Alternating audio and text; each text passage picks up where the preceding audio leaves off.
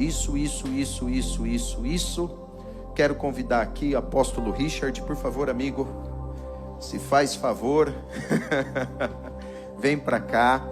Fique à vontade para você ministrar tudo que o Espírito de Deus colocou no seu coração. E enquanto você aplaude ou glorifica, você pode aplaudir a Jesus. Glória a Deus, bispo. Obrigado, Deus abençoe. Muito obrigado. Olá, gente, bom dia. Deus abençoe a vida de todos vocês nessa manhã. Uma alegria muito grande estar aqui com vocês. É uma honra, privilégio de Deus ter conhecido o Bispo Rocha no ano passado. E o homem carrega uma unção da pesada. Não é? Literalmente abala a estrutura. Rapaz, quando ele esteve lá, a igreja quase cai, literalmente, tanta unção. Ele chegou no período da terraplanagem lá que a gente estava fazendo, e aí ele ministrou à noite. A igreja amanheceu desabando depois da unção, que a gente teve que fazer um negócio lá. O Bispo Rocha é um homem de Deus especial demais. Estar aqui, conhecer mais de perto o coração dele, a família dele, a igreja saudável. Gente, Portugal é abençoada de ter a IBR nessa nação. Amém? E conhecer pastores, né, como os pastores que eu tenho conhecido dessa igreja, é fruto do DNA do coração do Bispo Rocha. Então eu quero parabenizar vocês pelo pastor incrível que vocês têm, pela igreja saudável que vocês estão construindo. Amém? E assim, o melhor de Deus ainda está por vir. Amém? O melhor de Deus está por vir. Amém? Deus vai honrar muito vocês. Amém? Deus vai dar um templo bem maior para vocês, um lugar bem mais espaçoso. Amém? E vocês vão servir essa nação. Vocês vão servir essa nação. Portugal vai ter assim o orgulho de dizer, essa igreja aqui, ela faz mais pela sociedade do que ela recebe da sociedade. Ela faz a diferença. Então, parabéns pelo trabalho de vocês. É uma alegria para nós. Já tinha passado pela Europa algumas vezes a turismo, mas é a primeira vez que Deus me trouxe para cá para pregar a palavra de Deus. Amém? Então é um romper também, assim, eu fico muito feliz pela oportunidade, Bispo Rocha. Deixa eu me apresentar aqui um pouquinho para vocês, né? Eu sou Richard Matos, sou pastor sênior e fundador da Chama Church, que é uma igreja que nasceu lá no meio da floresta amazônica, né? Então, para a gente chegar no aeroporto, a gente deixou lá a nossa onça amarrada, para quando a gente voltar para casa, ela leva a gente de volta montada. A gente anda com os nossos jacarés na rua. Tô brincando, gente. Se você pegar o que você tem, não sei se chega na Europa, mas é produzido na Zona Franca de Manaus. Tem muita coisa lá que sai, que abastece o Brasil e o mundo, que é produzido ali. Então às vezes a pessoa pensa que é só mato, mas não, tem uma cidade grande ali dentro de 3 milhões de habitantes. E a gente está fazendo a obra de Deus naquele lugar ali. Amém? Estamos fazendo. Sou casado com esta linda mulher. Amém? Vamos completar 23 anos de casados, agora em novembro, e 26 anos que nós nos conhecemos e nos apaixonamos. Dessa aliança de amor nós geramos 3 lindas meninas. A nossa primogênita, Sara Queza, de 20 anos de idade, parece uma modelo e apressada. Casou, rapaz, cedo. Ela orou pouco, o cara orou muito. O cara era crente. Casou. Uma menina linda de 11 anos de idade, a Hannah Sofia, profeta da casa. Menina cheia do Espírito Santo. Ela é do mistério. Ela vai andando assim. Deixa eu orar em ti, bispo, porque ela já vai orando em ti e ela já vai profetizando na oração. Aquela menina é tremenda. E tem uma bebezinha que chegou agora por último, de 4 anos, a Agnes Nicole, né, que é a nossa É o nosso Isaac, né? Chegou já na nossa... Depois dos 40 anos já chegou. A gente tem 44 anos de idade.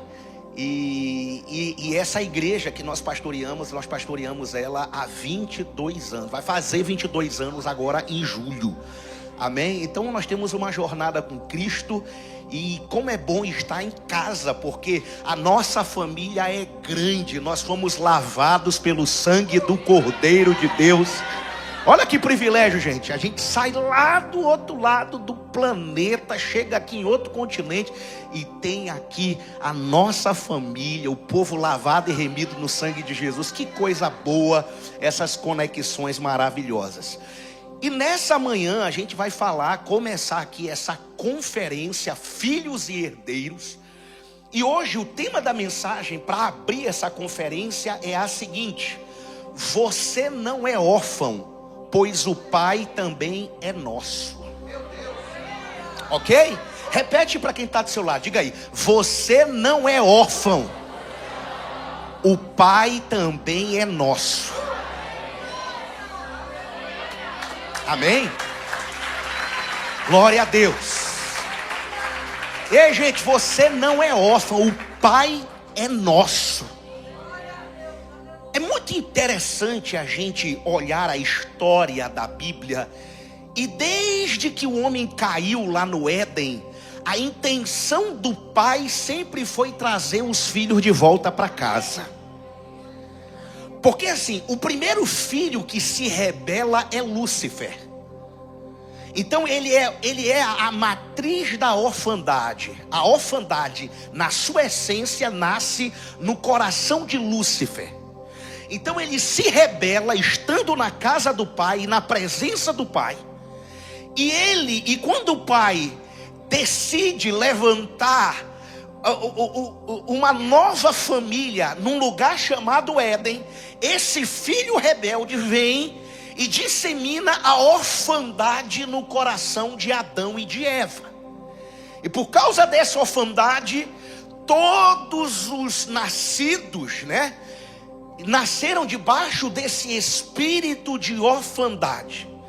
Então a obra de Jesus na cruz não é só sobre uma restauração religiosa e espiritual, mas é sobre o resgate da identidade como filhos amados de Deus. E o interessante é que a lei, através da lei, não foi possível resgatar os filhos. Os profetas não foram suficientes para resgatarem os filhos de volta. Os juízes não conseguiram resgatar os filhos. Os reis de Israel não conseguiram resgatar os filhos. Mas o filho, quando o filho veio, todos quantos receberam, ele lhes deu o poder de serem feitos filhos e filhas amadas de Deus. No Filho Jesus, nós temos livre acesso à casa do Pai. Você não é órfão. Gente, quando a gente olha para a Bíblia Sagrada, o primeiro ser humano que chamou Deus de Pai foi Jesus Cristo. Nunca ninguém chamou Deus de Pai. Você pode olhar a Bíblia inteira. Ninguém se relacionava com Deus nesse nível de intimidade. E aquele que chamou Deus de Pai, ele nos ensinou a orar. E ele disse: olha, quando vocês forem orar, diga assim: o Pai é nosso. Não é só meu, é nosso. O Pai é nosso. Você não é órfão. Amém? Então, se posicionar como filhos amados é algo muito poderoso. Em Malaquias capítulo 4, versículo 5 e versículo 6 nos dá uma profecia muito poderosa para os últimos dias. E essa profecia,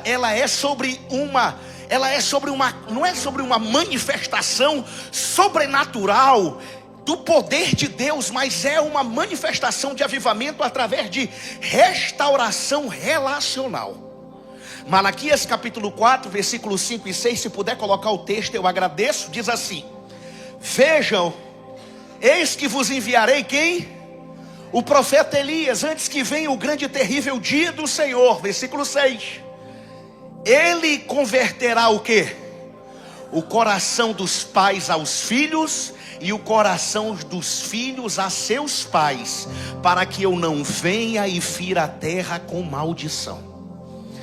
Então esse avivamento dos últimos dias, essas foram as últimas palavras do Antigo Testamento. E depois disso, quando Deus lança essa palavra, houve um silêncio de 400 anos. E aí Deus fala, olha, Ele vai restaurar o coração dos pais aos filhos e dos filhos aos pais. Ele passa 400 anos calado, e quando Ele vem falando através do seu filho. Escute, por favor. O avivamento dos últimos dias é um avivamento de restauração familiar e relacional.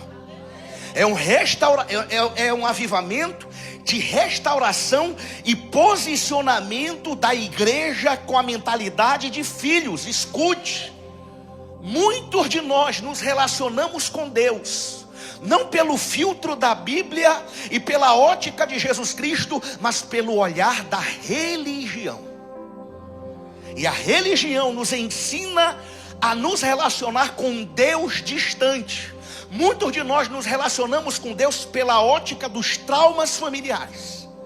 E para a gente ter essa reconexão como filhos, nós precisamos entender o que o Senhor tem para a nossa vida. Escute, muitos de nós, apesar de estarmos na igreja muito bem intencionados, a gente não conseguiu entender quem somos em Deus.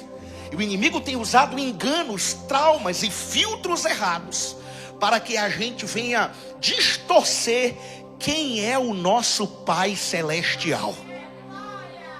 Escute, por favor, deixa eu falar uma coisa para você. Eu sou fruto de um relacionamento de um menino de 15 anos de idade com uma menina de 16 anos de idade. Eles namoravam e meu pai engravidou minha mãe. Quando ele descobriu que ela estava grávida de mim, ele bateu nela e a obrigou a tomar remédio para me matar no ventre. E ele fez isso por 2 vezes. Ele tentou me matar no ventre por 2 vezes. Eu fui rejeitado pelo meu pai. Sabe o que aconteceu? O menino não morreu. E como o menino não morreu, ele abandonou a menina, porque ele era um moleque também irresponsável. Ele abandonou a menina. Escute, talvez você, como eu, nasceu de um relacionamento. Talvez você é fruto de um abuso. Talvez você foi abandonado pelo seu pai. Talvez você foi rejeitado por todo mundo e você acha que você é um erro e um acidente. Escute, você não é fruto do pecado. O pecado quem cometeu foi seu pai e sua mãe. Você é a manifestação do plano perfeito de Deus. Você não está debaixo de maldição e nem maldito. Quando um homem e uma mulher se unem em relação sexual, eles entram debaixo de uma permissão divina para gerar um ser eterno. E a partir do momento que esse ser eterno é gerado, o Senhor tem os dias dele escrito no seu livro. Você não é um erro, você não é um acidente, você podia não estar nos planos de ninguém, mas você estava nos planos eternos de Deus. Você é a manifestação de um propósito eterno na terra.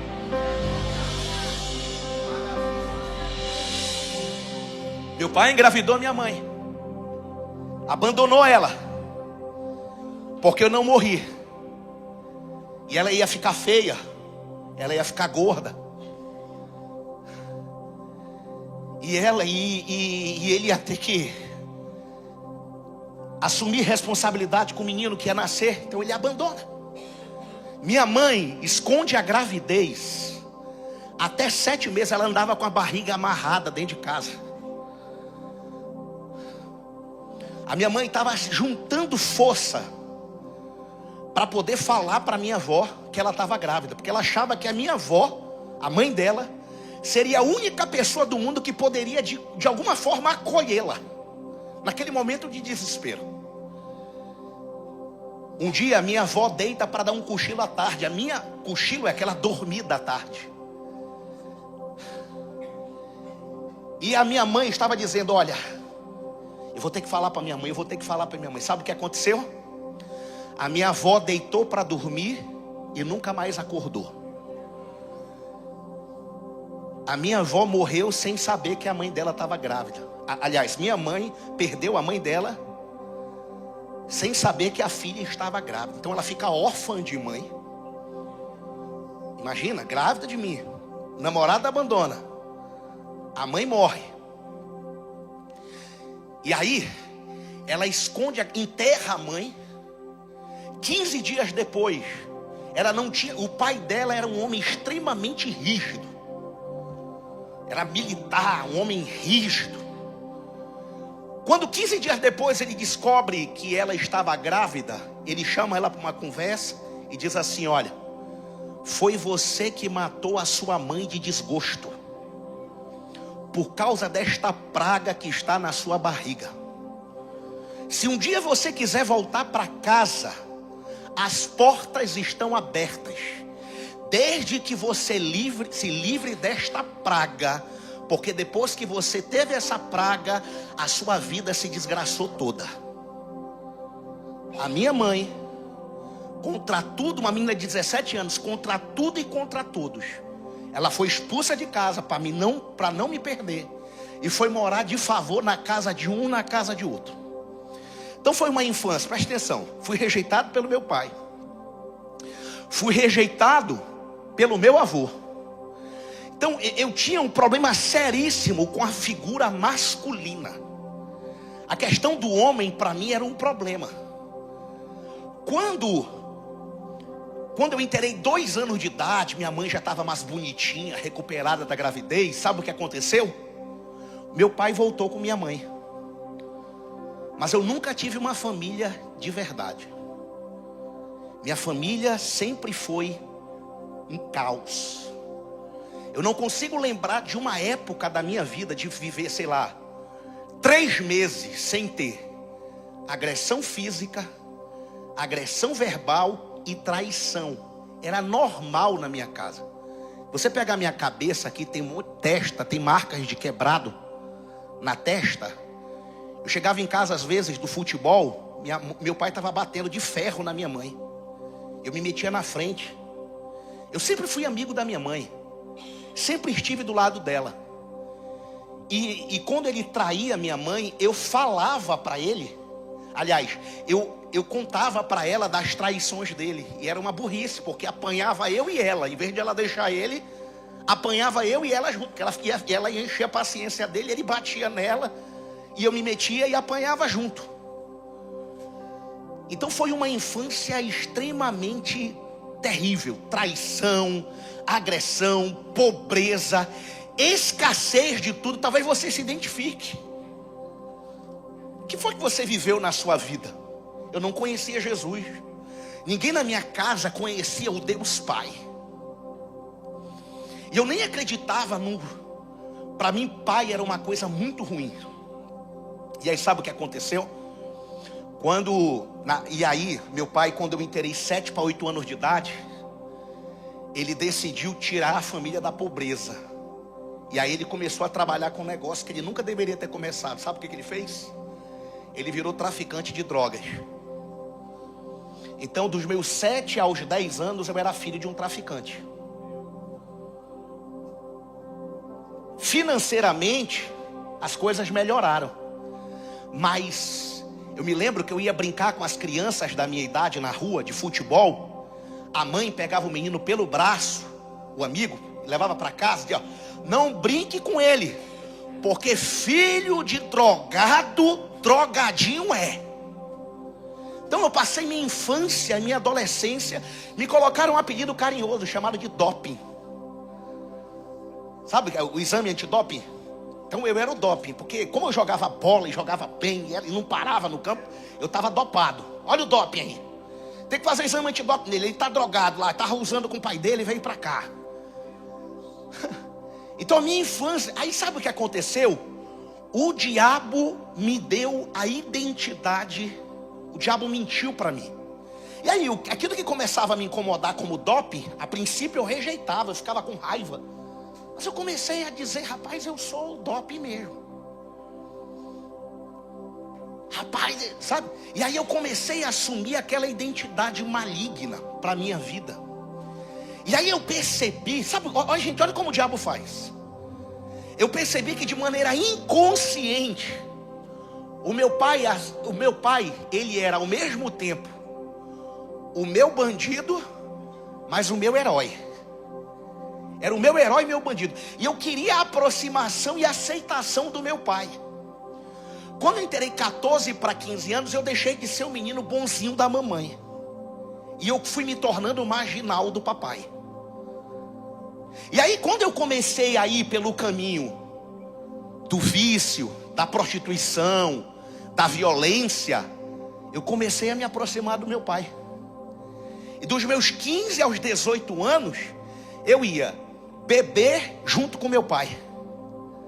Eu ia para prostituição, para festa, junto com meu pai. Então foi a forma de eu ter a aceitação do meu pai e a aproximação dele.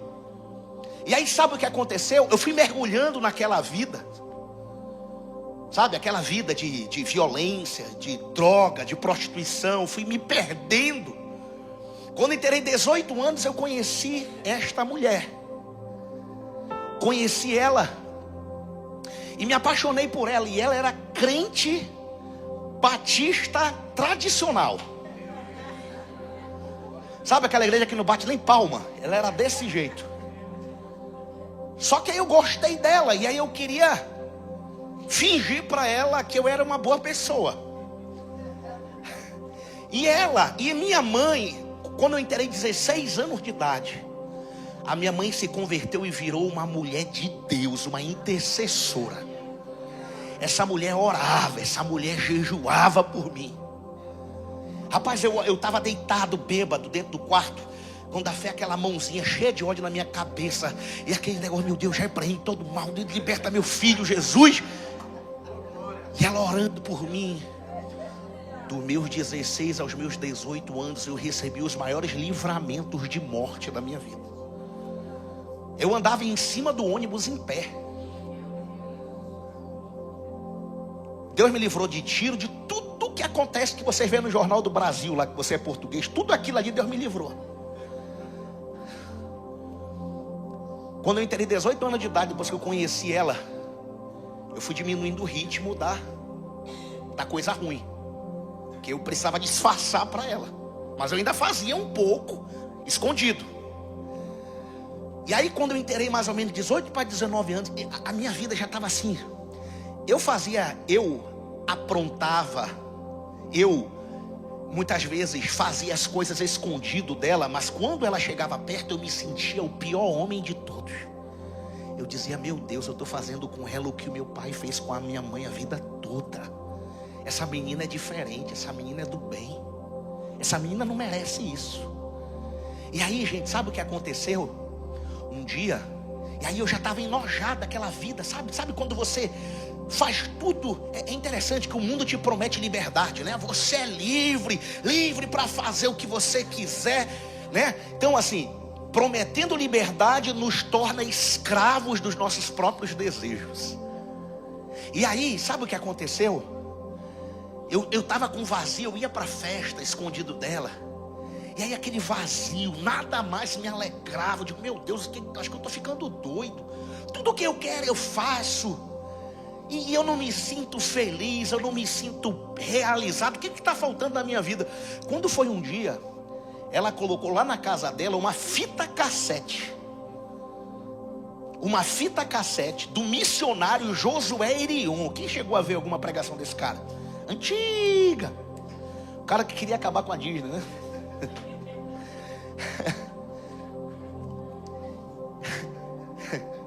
Rapaz, eu vi uma fita cassete dele.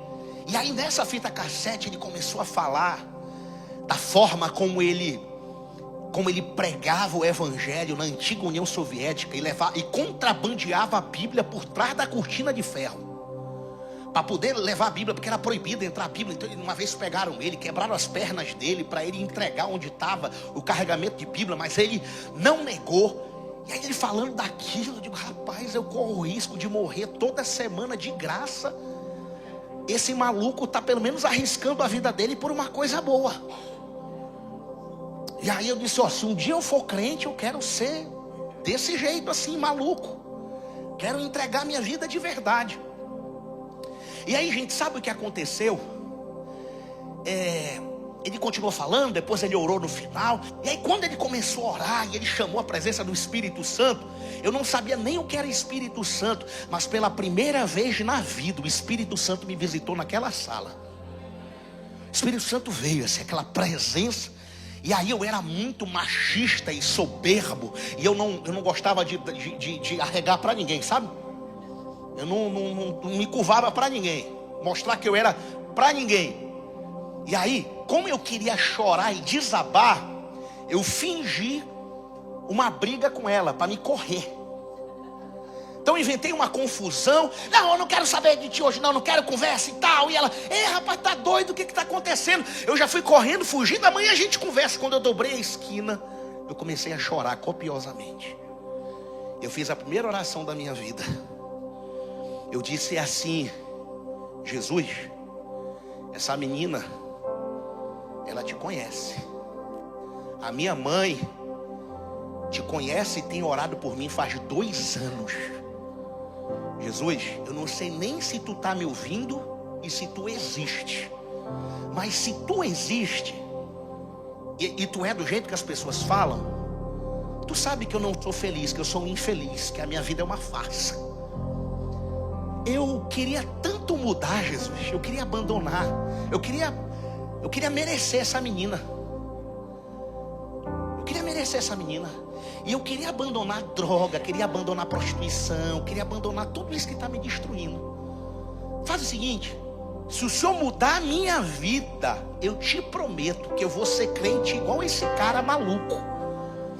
Se eu tiver que morrer, eu morro. Se eu tiver, o que eu tiver que fazer, eu atravesso parede por ti. Mas tu vai ter que mudar a minha vida.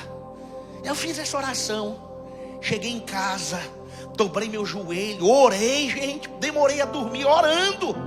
Igual Paulo, né? Era endemoniado, perseguidor. Quando Ananias chega, ele estava orando. Virou crente rápido. Aí no outro dia acordei cedo. Eu acordava meio-dia, 1h, irmão. Era vagabundo, não fazia nada da vida.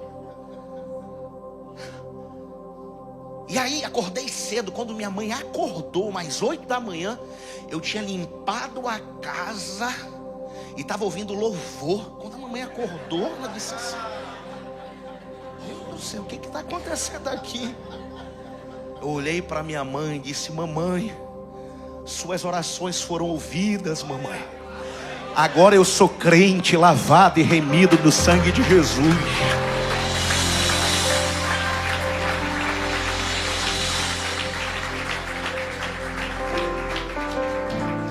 Sabe o que aconteceu? Eu me apaixonei por Jesus. Encontrei propósito, encontrei significado. A minha conversão foi instantânea e radical. Foi assim. Eu simplesmente não era mais a mesma pessoa. Nunca mais eu fiz o que eu fazia. Foi impressionante, foi radical. Não, eu entendo que existem conversões que são processos. Pedro andou com Jesus 3 anos e meio. Jesus no final disse: quando tu te converteres, acontece, na maioria. E cada um tem seu tempo e sua estação, seu processo. Mas no meu caso foi radical.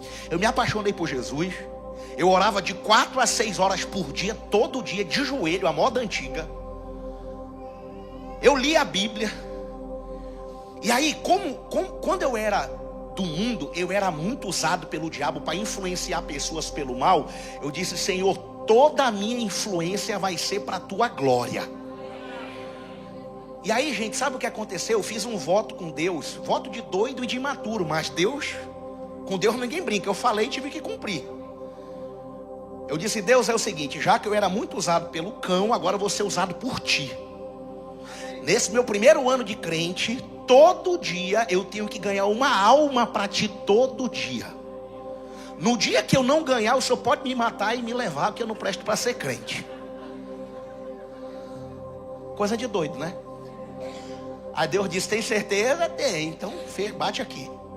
Fechado, me lasquei. Teve dia que eu me desesperava, acordava de madrugada, ia atrás de um mendigo na rua. Pelo amor de Deus, aceita Jesus.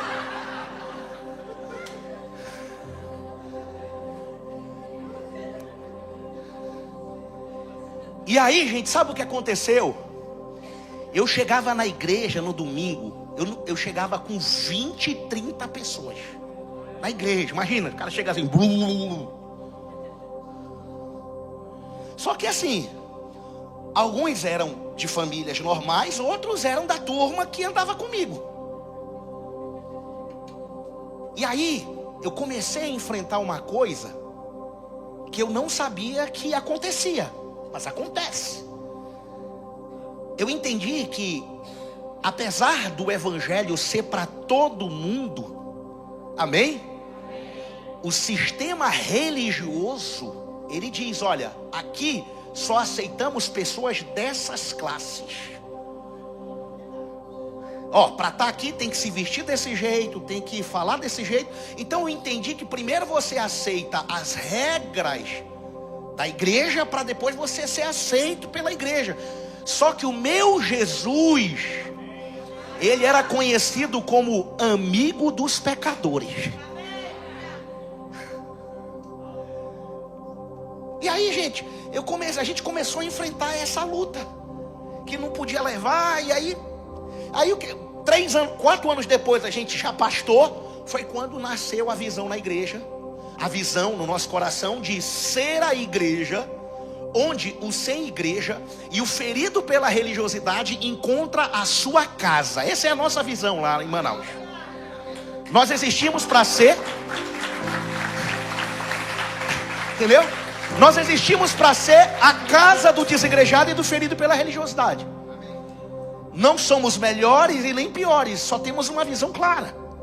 E a gente nasceu para ser essa resposta. E aí o que aconteceu? Gente, eu era crente, eu orava, evangelizava, ok?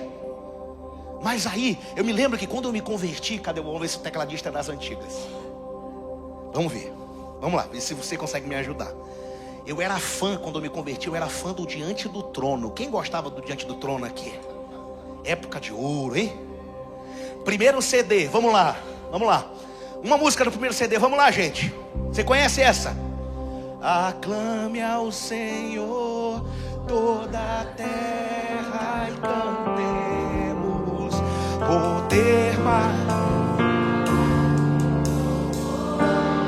ao Rei, montanhas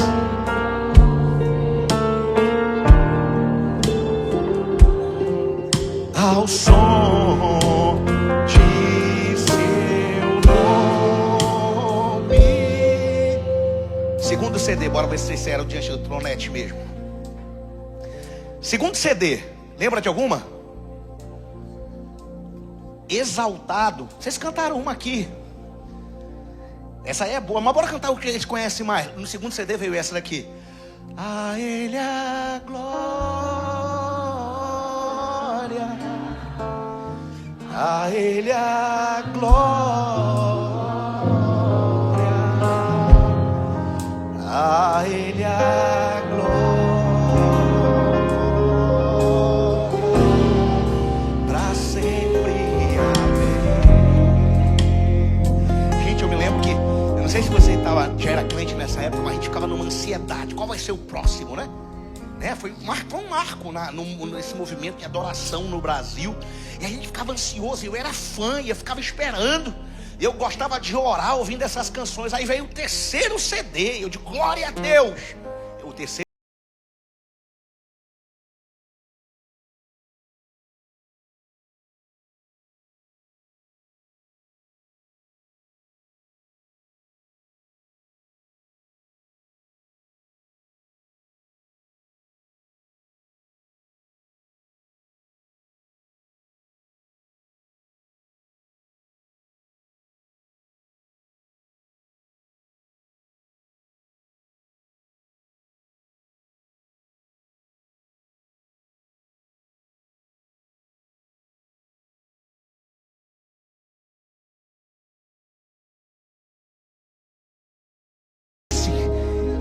Deus, que coisa boa, Jesus. Aí veio o quarto CD. Distante de ti, Senhor, eu não posso viver. Não vale a pena existir.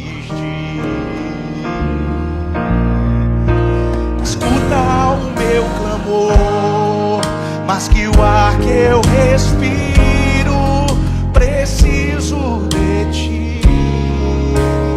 Você lembra dessa daí? Bonito, né? Aí eu já ficava, meu Deus, qual vai ser o próximo? Deus usa muito eles. Aí veio o próximo. Quem lembra? Aí o refrão era assim, ó. Eu era crente, cheio do Espírito Santo. Meu Pai.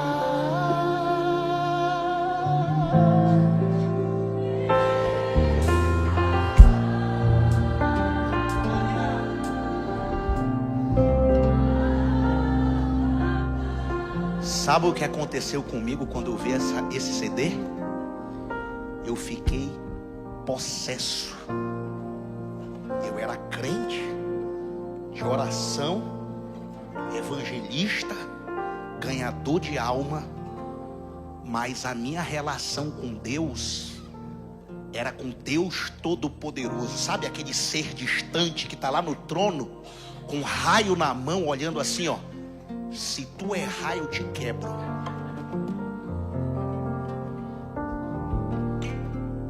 Eu ia pro chuveiro para remedar na Paula Valadão. Meu amor acabou pelo diante do trono depois desse CD. Sabe o que aconteceu? Tocou numa ferida aberta.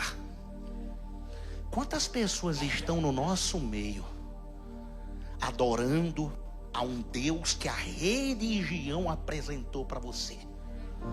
Um Deus distante, um Deus que foi condicionado à visão que o teu pai, o filtro que você olha para Deus, foi por causa das figuras de autoridade. Eles te feriram e você acha que Deus vai fazer do mesmo jeito com você. Ah, meu irmão, Deus quer mudar o seu coração. Ei, você não é órfão, o Pai também é nosso. Eu me lembro que o primeiro pai de verdade que eu conheci foi o pai dela. O pai dela, um homem de Deus, pai amoroso, decente, honroso, que cuida da família. Sabe qual foi a minha atitude com ele? Eu fiquei revoltado, porque para mim ele era um tolo. Porque pai era aquela figura ruim, grosseira, bruta. Escute, talvez você está caminhando com a percepção errada de Deus. Você está me ouvindo? Deus ama você. Ei, Deus quer restaurar o seu coração. Deus quer trazer você de volta para o centro da vontade dele. O nosso Deus é Pai.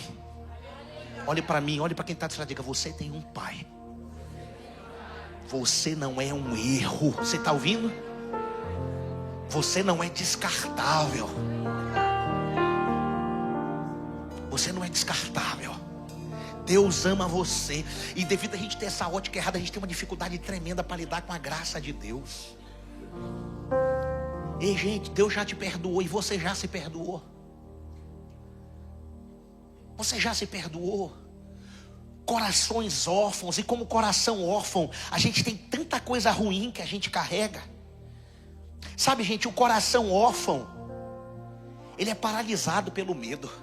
Pessoas órfãs são inseguras, são paralisadas pelo medo. Medo de ser rejeitado, medo de não serem aceitos, escravos da opinião dos outros. Gente, e detalhe, quando você tem esse problema na formação, você tem que lutar com isso a vida toda. Porque ninguém que foi ferido na orfandade é 100% curado, é curando a vida toda. É igual o cara que já foi alcoólatra, se ele der brecha, volta. É um defeito estrutural, foi lá na base. Você vai ter que compensar. Você vai ter que tomar cuidado naquela área da sua vida.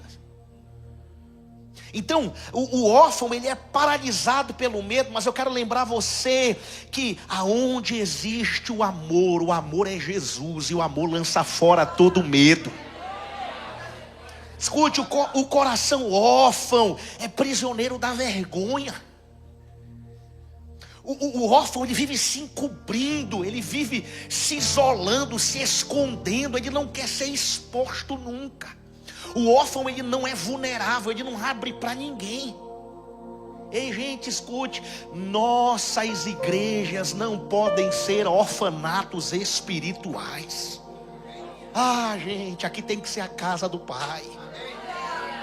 Sabe, na casa do Pai a gente é livre. A Bíblia diz em Tiago 5,16, olha o desejo, a ideia de igreja: confessai os vossos pecados uns pelos outros e orai uns pelos outros a fim de sejais curados. Deveria ser uma comunidade terapêutica e de aceitação, e não de julgamento e condenação. Deveria ser um lugar, gente, escute, Adão e Eva andaram nus a vida inteira. O problema não era a nudez, o problema era a vergonha. Porque Deus conhece a tua nudez. Saul viveu com folhas de figueira a vida toda. Todas as vezes que ele era apanhado no pecado, ele fingia, ele inventava um argumento religioso para driblar.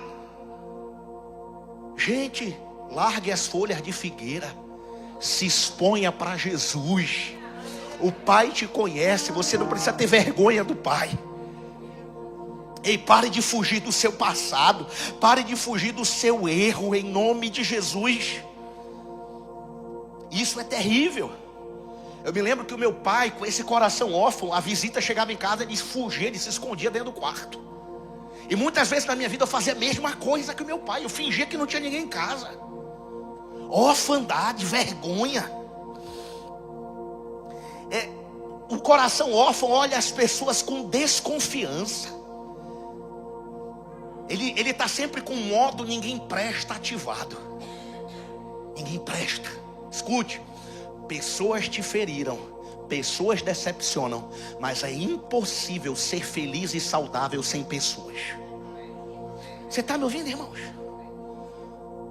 Sabe, as pessoas, gente, você não vai ter saúde se você não. O que você tem que aprender é a selecionar. Olha o que a Bíblia vai dizer sobre esse assunto. O órfão tem esse sentimento de que eu estou sozinho no mundo, eu não posso contar com ninguém. Falta de vínculo, isolamento, ele constrói muros de proteção. Olha o que a Bíblia vai dizer em Provérbios 18, 19. Coloca para mim o texto, por favor. Provérbios 18, 19, por gentileza. Está escrito assim o texto. Provérbios 18, 19, diz assim, o que diz? Resiste mais que uma fortaleza, suas contendas são ferrolhos de um castelo. É o irmão ofendido, o órfão ofendido, ele constrói uma muralha, ele é inacessível. Você conhece alguém assim, ou quem sabe você é assim? Só que é o seguinte, sabe o que a gente faz? O órfão faz assim, ele cria uma muralha de proteção. Ele diz, daqui, é daqui para lá, ninguém aqui dentro. Só que é o seguinte, a vida acontece daqui para fora. E aí, a muralha que era para proteger, vira o mausoléu da solidão, da tristeza. Ah, meu irmão, não morra dentro dessa muralha que você construiu. Existe vida lá fora. Pessoas ferem, mas pessoas nos curam. Pessoas nos curam. Não existe você e Deus sem você e os outros. Escute, irmão, a Bíblia é o manual de uns aos outros. Amai uns aos outros, perdoai uns aos outros, suportai uns aos outros, servir uns aos outros, honrai uns aos outros. Aleluia. O órfão carrega uma mentalidade de escassez. Para ele nunca vai ter o suficiente. O órfão cria mecanismos de fuga e isolamento. o órfão. Eu queria convidar você nesse momento a curvar sua cabeça. Eu quero fazer uma oração com você nesse momento. Espírito Santo, Espírito Santo, tu estás aqui nesse lugar. Eu sinto a tua presença nessa manhã. Deus, o Pai está na casa. O Pai é nosso. Abre os ouvidos dos teus filhos para que eles ouçam a tua voz. E quando eu fizer essa declaração aqui hoje, que eles ouçam a voz do Pai que está nos céus. Escute essa declaração do Pai para a sua vida nesse momento. Meu filho, você pode não me conhecer, mas eu sei tudo sobre você. Eu sei quando você se senta e quando você se levanta. Eu conheço muito bem todos os seus caminhos. Até os cabelos da sua cabeça eu tenho todos contados. Pois você foi feito à minha imagem. Em mim você vive, se move e tem existido. Você é meu filho e a minha descendência. Eu te conheci antes que você existisse. Escolhi você quando planejava a criação. Você não foi um erro, pois todos os teus dias estão escritos em meu livro. Você foi feito de forma admirável e maravilhosa. Eu formei você no ventre da sua mãe e tirei você do ventre dela no dia do seu nascimento. Contudo, eu tenho sido mal representado a você por aqueles que não me conhecem. Saiba que não estou distante e zangado, pois eu sou a expressão completa do amor do Pai. O meu desejo é derramar o meu amor sobre você. Por quê? Porque você simplesmente é meu filho e eu sou o seu pai. Eu ofereço a você mais do que o seu pai terrestre jamais poderia oferecer. E as feridas que ele causou, eu curo todas elas. Porque eu sou o Pai perfeito. Saiba que cada bom presente que você recebe vem da minha mão. Pois eu sou o provedor e supro todas as suas necessidades. Meu plano para o seu futuro é cheio de esperança, porque eu te amo com amor eterno. Os meus pensamentos sobre você são incontáveis, e sobre você eu me regozijo. Deleite-se em mim e eu darei a você os desejos do seu coração. Pois fui eu mesmo quem colocou esses desejos em você. Eu sou capaz de fazer mais por você do que você pode imaginar. Lembre-se de que eu sou o Pai que conforta você em todas as dificuldades. Filho, eu enxugarei todas as lágrimas dos seus olhos e afastarei de você toda a dor que tenha sofrido nessa terra. Eu sou o seu Pai e eu amo você, assim como amo o meu filho Jesus. Se você receber o presente do meu filho Jesus, você recebe a mim, e nada poderá te separar do meu amor novamente. Filho, venha para casa e eu farei uma grande festa para te receber. Eu fui e sempre serei o seu Pai. Eu quero convidar você a se colocar de pé no seu lugar nesse momento. Se coloque de pé. Você pode levantar a sua mão ao céu. Você pode levantar sua mão ao céu e buscar a face do Pai. Você não vai orar ao Todo-Poderoso, você vai orar ao seu Pai. Ele está aqui hoje. O Pai está na casa e o Pai te cura, o Pai te restaura. Você pode levantar a sua voz e falar com o Pai. Ele está aqui nessa manhã em nome de Jesus Cristo. Oh Deus Todo-Poderoso, nós te adoramos, Espírito Santo. Pai, venha em direção ao coração dos teus filhos, trazendo paz, trazendo cura, trazendo redenção. Deus está dizendo hoje: você não é órfão, o Pai também é nosso. Você tem um Pai, você é amado por Deus, você é perdoado por Deus, você é aceito por Deus, você é a expressão do plano perfeito de Deus nessa terra, em nome de Jesus, em nome de Jesus. Pai, nós te exaltamos. Receba o abraço do teu Pai. Coloca a mão no ombro de alguém do seu lado nessa noite, nessa manhã. Coloque a mão no ombro de alguém do seu lado e declare e profetize: receba o toque do Pai. Declare e profetize sobre ele e sobre ela. Diga: receba o toque do Pai, receba a graça do Pai, receba a cura do Pai, receba a restauração do Pai.